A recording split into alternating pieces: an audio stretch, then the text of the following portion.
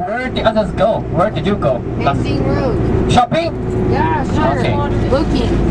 Yeah, either way, make our government very happy because you try your best, spend money, help our economy. Then we have more money, we can keep borrowing money. You keep spending in China again, so then the economy can go. So, okay, ladies and gentlemen, first in the morning, and we will go to close by old city, because actually, and Shanghai is a city in 1920s. We only have 3 main places in 1920s. So because this side of the river,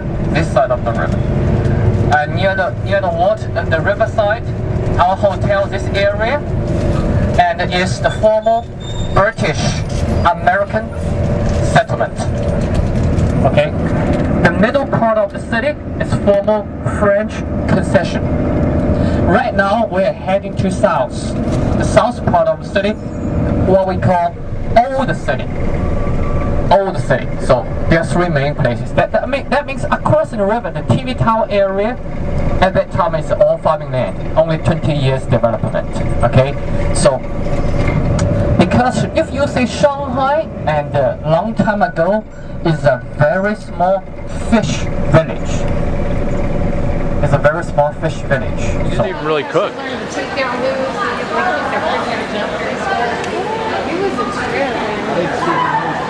I was telling you, she could be your security guard for real. Jeff and I walked out to one of the cigarettes. Yeah. All the other people were doing the Tai Chi. Oh, cool.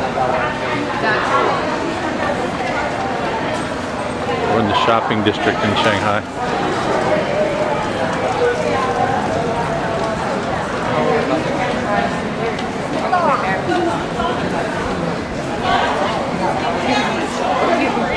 You have 9 minutes to shop. Yesterday we had Tons of shops like this. It's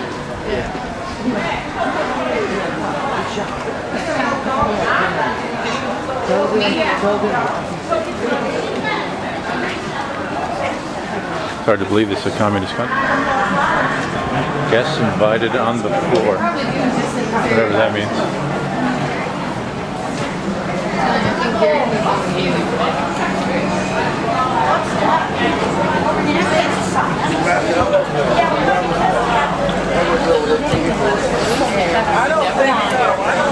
Yeah, I think this is on purpose.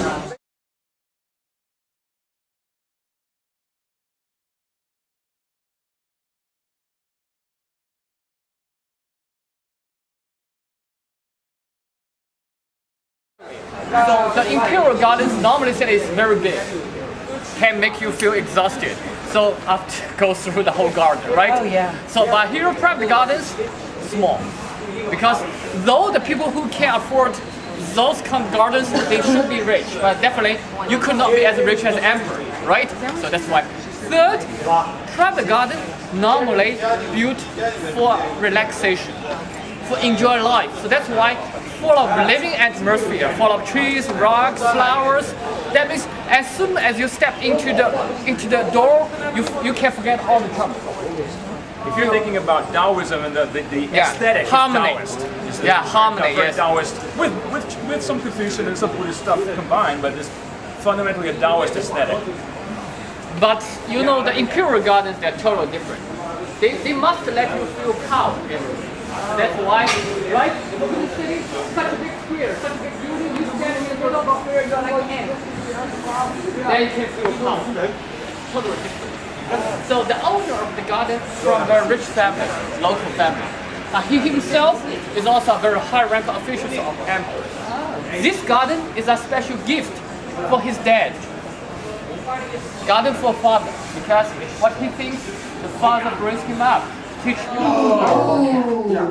That means you step on the emperor's power. So that's why if you dare to do this, you walk over there. Yeah, you have to walk over that. Now walk across. Imagine that. Right, Jeremy? You're supposed to walk over there. I got chastised.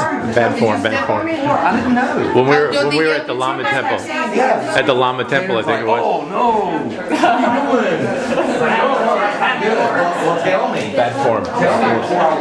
Alright, so the higher the step there, the more power it represents. An emperor, of course, would have the highest. We were told early on not to step on it because if you step on it, you're stepping on his power. So it's very bad form, and Sharon turned out to do that. To enjoy.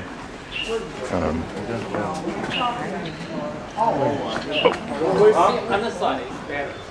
Okay, ladies and gentlemen. The free park that people come here to enjoy. A lot of people. This is a Monday, so a lot of people are at work today. But Ginkgo. Have you heard of ginkgo? Rocky, our guide, also said that 400 years. the fish were important as a part of this because she said after a while you get tired of looking at rocks and trees, as beautiful as they can be made to look. So they put fish in their moving works of art. I think is the way he put it. Is this original, like the dragon that Original. And a mark of modernity there in the distance. Those two tall towers.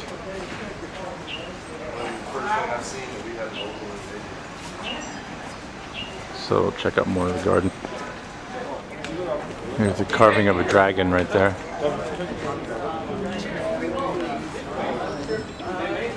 It's a wood carving and then it stretches all the way down the wall. The Hall of Mildness. Yeah, I thought that was cool. I need a Hall of Mildness. For maximum 4 claws. No 5 claws. 5 claws only for emperor use. That's the whole dragon, right? Right, ladies and gentlemen, the head and the body. Yes, there's 3. Actually, they have 3 dragons on the wall. That one is here and the 2 over there. So, also they have dragon on the. No, first they have some warrior statues there, right?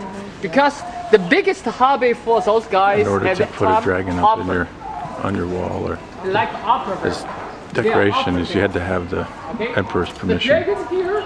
If you got his permission, then you can put up a dragon with no more than had to be less than 5 claws. We'll put it that way.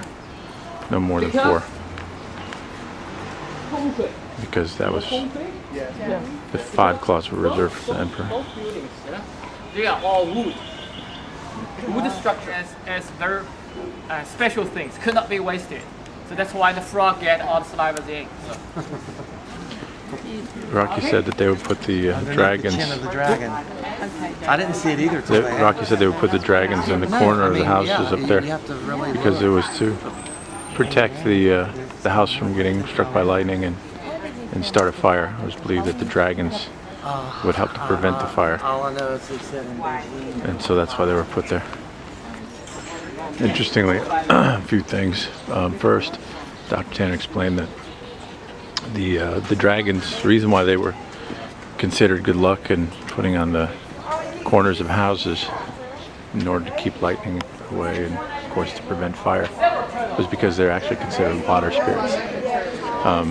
It's the European version of dragons that has them breathing fire, and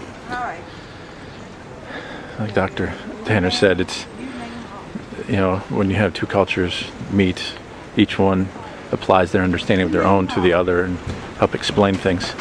And what happens is you have the Europeans coming over and seeing the Chinese version of the dragon. I forget what he called it. Starts with an L. And the Europeans just said, "Oh, there's a dragon," and actually, their version of the dragon and European version of the dragon, you could say, are very different.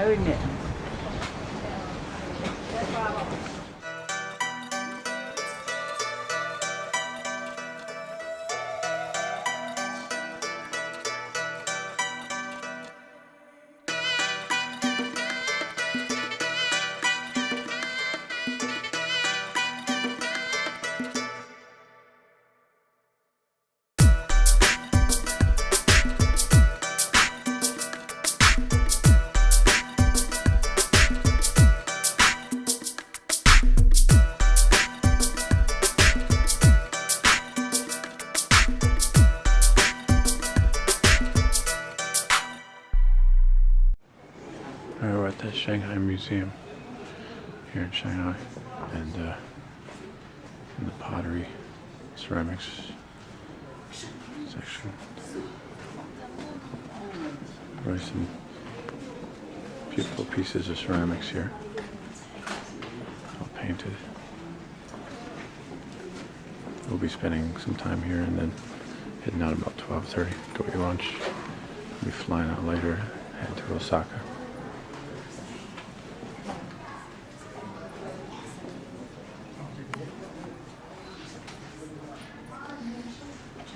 There's a number of figurines here, and the interesting thing was Jeff had brought this up earlier in the trip about the drip style. Where they would actually drip the paint, let it flow down, and create lines without paintbrushes. You can see it right there. There's another example of it right there. Essentially, what you create is a figurine or a ceramic piece that is unlike any other. Very unique.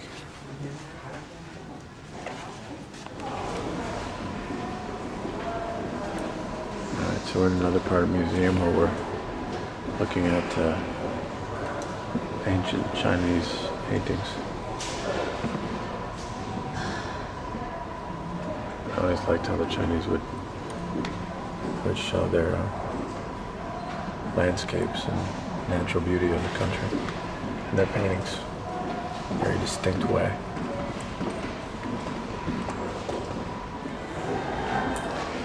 This floor is all about minority artwork, minorities of China. Some are really colorful, like that one over there.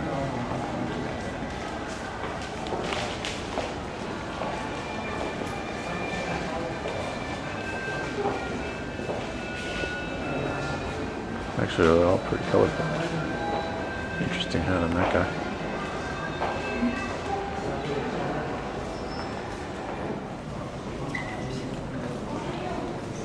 This is that part of the furniture section. Distinctly Chinese in style.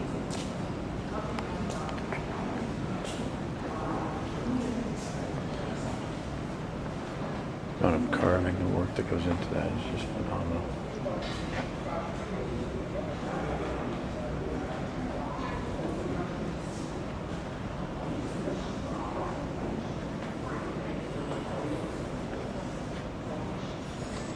This is a throne chair. You'll notice the 5 claws of the emperor.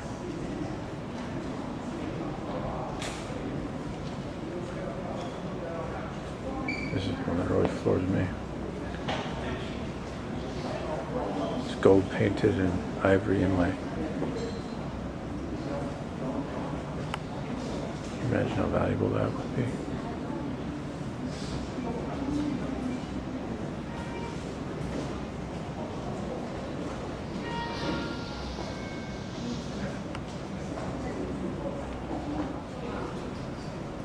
See the carving of this piece. There's a lot more all around. This one's pretty impressive too.